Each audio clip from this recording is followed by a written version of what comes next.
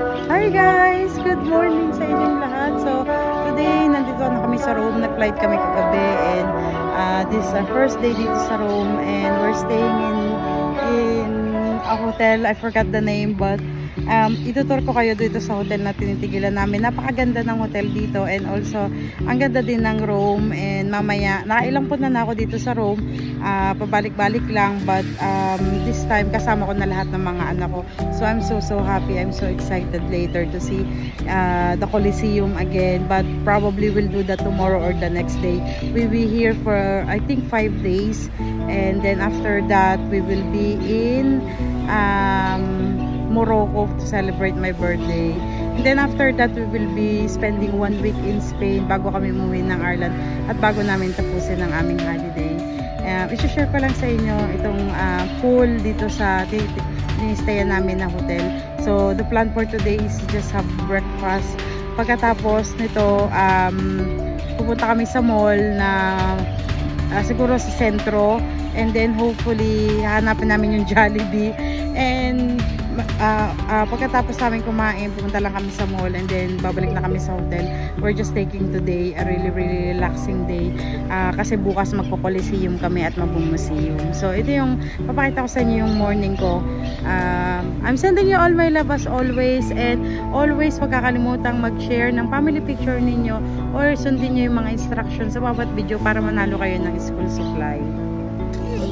So, let's start this vlog with James being makulit. So, ganito ito kakulit. Kung naririnig nyo yung mga ibon, ito talaga yung audio dito sa background. May mga ibon na kumakanta. So, sobrang napakaganda ng araw namin dito sa Rome ngayon kasi nga ang ganda-ganda ng panahon.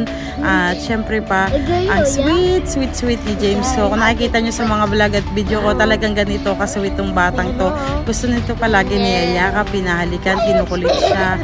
At siguro nga, dahil nga na baby siya talaga dito sa pamilya namin. So siya talaga ang baby James namin. So ito naman sina Kenny, Shiloh at si CJ ready na sila na mag-swimming and then ito na nga at nag-swimming na yung dalawa. Si Kenny hindi siya nag-swimming kasi nagpatanggal siya ng blackhead sa likod sa akin. So anyway, ayan.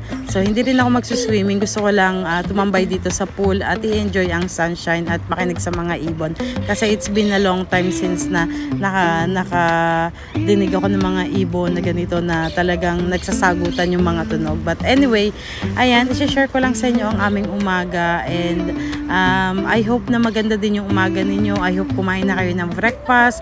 I hope na pinakain nyo na yung mga anak ninyo and you're ready for the day. Kasi kami, we're just getting ready for the day and we are so blessed to be here at i-enjoy ang weather.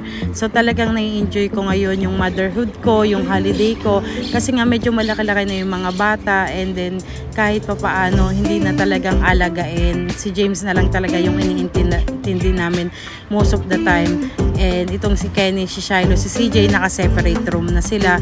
So kami ni Adrian naka-separate room. So medyo hindi na ganun kahirap mag-travel kasama sila. So ayan guys, sobrang nag-i-enjoy ako ngayon sa motherhood ko kasi nga alam nyo, steady, stable at ready talaga ako. And siguro isa to sa difference ng noong naging nanay ako kay CJ at yung pagiging nanay ko ngayon kay James. Nakikita ko talaga yung difference ng between if you are ready being a mother or hindi mo pinalano. So whatever happen, either you are ready to be a mom, kailangan panindigan nyo yung mga decision na gagawin ninyo. And I just want to show you kung ano ang difference ng kapag ready ka na, kung nag-asawa ka ng ready at sa difference ng nag-asawa ka ng hindi ka ready at nagkaanak ka ng hindi ka ready sa buhay. Talagang napakahirap pero whatever happen, huwag kayo mawawala ng pag-asa. Life must go on.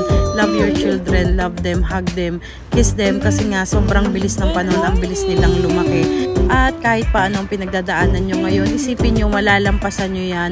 Kahit paanong mangyari, God is always there. Maniwala kayo sa power of prayers talaga. And also, love your children, love your family, and make yourself priority talaga sa lahat ng bagay bago ang pamilya ninyo. Kasi kailangan isalba nyo yung sarili ninyo bago nyo maisalba yung pamilya ninyo. So again, always be positive in life. Everything will be possible in God's name.